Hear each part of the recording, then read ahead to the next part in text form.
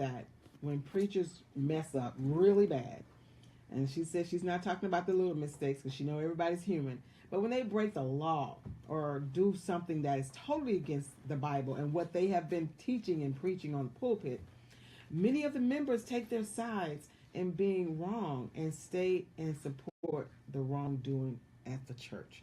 And so I guess she's wanting to know, and of course, this is just contiology. We can't speak for every member and what people, do and why they do it. But when you invest in people, when you believe in people, when you've had someone to perhaps change your life, change the habits that you've had, help you, baptize your baby, marriage you, buried your mama. You know what I'm saying? Right. We're not just talking about, the man that stands up in front of the pulpit and preaches.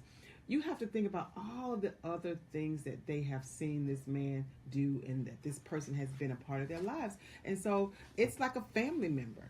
And when a family member goes through something wrong, right, or indifferent, it's hard to just turn your back and say, then you really start to see, okay, well, they are human. And, I don't know all the particulars, but I know his heart. I know what he said to me when my mama died. Mm-hmm. You know what I'm saying? Mm-hmm. I know how he prayed for me and my husband when my husband was about to leave. Mm-hmm. So those are the things that they think about when these other things come up. So you have to look at nothing is, we want things to be black and white, but a lot of times, there are gray areas in many situations. And so I just want to say that I always tell people that I don't have a hell or a heaven to put anybody in. And so, definitely if somebody's wrong, I don't condone, saying, oh, it's okay, you done stole all the money from the people, or you did this. I don't think it's wrong, but I don't think it's for us to judge. We don't have, we've done some wrong. Absolutely. The difference is a lot of our wrong is don't nobody know about. That's right. Our dirt is hidden. Exactly. It's hidden, but their wrong is put out there for it's on everybody the front to page. see. Yeah. Exactly. So you have to be patient and non-judgmental, and I don't think necessarily that the people are supporting the wrongdoing. Mm-hmm. I think a lot of times they're supporting the man that they know outside of the wrongdoing. Right. All right. What do you got to say about that? No, I think you're right. I agree with that because we get emotionally attached to folks. Mm-hmm. And just like you said, if it's your child, if it's a family member, I will never condone wrong, but I will always love you. Mm-hmm. And so we have this saying at our church, I'm going to love you through it no matter what. I mean, there's nothing you can do about that, even if you get it all wrong. But I'm going to love you through. And I think that's important as part of being in the church, that we have to love each other through things. That's right. That's right. Okay. Woo. All right, y'all. I'm excited.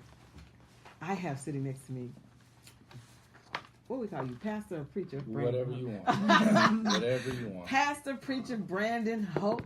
And he has an amazing book out, an amazing story, and his book is called Preaching Under the Influence. And I love it because he had the heart, the courage to come out and talk about what he's gone through, and he's blessing some other people. But before we talk about him, what do you think about that contiology question? I think it's a great question. One of the things that we have to remember is that preachers are human just like everybody else.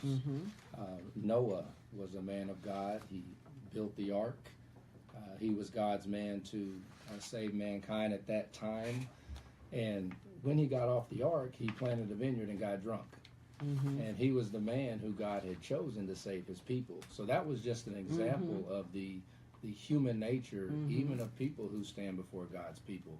So one of the things that I always encourage people to do is don't put your preacher on a pedestal. That's right. Don't see him as an That's idol. That's our topic today. Take the preacher off the pedestal. Don't see him as, a part of God who is perfect. My grandmother said one time, you got to go around the preacher to find Jesus. You got to go over him, you got to go under him, and you got to go through him. So I always encourage people just to remember your preacher is human just like you are. And there's no such thing, doctor, as a big sin and a little sin. Yeah, they're all the same. Sin is sin. That's and true. so we classify and categorize, okay, this is your question. This is the big sin. This is the little sin. We're going to forgive the little sin, but not the big sin. So we got to keep in mind that sin is sin. And if a preacher has not sinned, then he's not being genuine. Right. And he's appearing like, he's somebody that he really is. Like he's Jesus and perfect. Absolutely. Fourth person in the Godhead. Right. That doesn't exist. Absolutely. I love it. I love it. So we have him, as I said, and I wanted to talk to you a little bit about him. Preaching Under the Influence is his newly released book, and it's about a minister who struggles, nationally recognized pastor and licensed chemical dependent counselor. It details his struggle with addiction to prescription painkillers and narcotics, losing it all, including his church and his family, and the steps to his recovery. It tells all about that. We're going to ask him about all of those questions today. Please call in at 832-685-1025 if you have a question for him, because we've talked about him preaching under the influence. How would you have felt if you had known? See, a lot of times we don't know what's going on. Good question. How would you have Great felt question. if you had known? How do you feel about it now, thinking back? What if your preacher is standing up right before you right now on Sunday morning and stoned out of his head? What do you think about that? Do you think he's able to receive the word of God and give it to you? What do you think about we know right here in Houston we've got all the accusations and alleged the indictment of all of the alleged counts for Kirby John. So what are your thoughts about that? This is a real topic. This is a real growth here, and we want to hear your comments. You can talk to us on social media, ask your questions, as well as call us at 832-685-1025. And so tell me a little bit about what made you decide, because let me tell you, when I wrote my book, it took me 6 years, my first one, because I didn't want to tell all of it. And God was saying, you can't show my face and hide yours. I wanted to help people. I wanted to tell them that I was abused. I will tell them that I did some drugs, but I didn't want to tell them that after I finally left and got away from this abusive man, I didn't even like men. I didn't want to be with men, and I, flip-flopped because of the hurt and the pain and the fear. And God was like, no, you got to tell it all. Yeah. And when I told it all, it opened up a whole nother level of help. So many people struggling with their feelings of hatred from men because of something that happened to them as a child, whether they was molested or sexually abused or physically abused.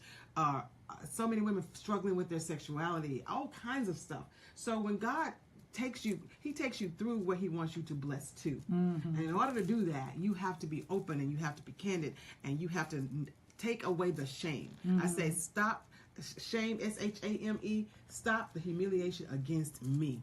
Don't allow the humiliation to be on yourself, because all you're doing is holding it up against yourself when you can conquer that thing and go out and be a blessing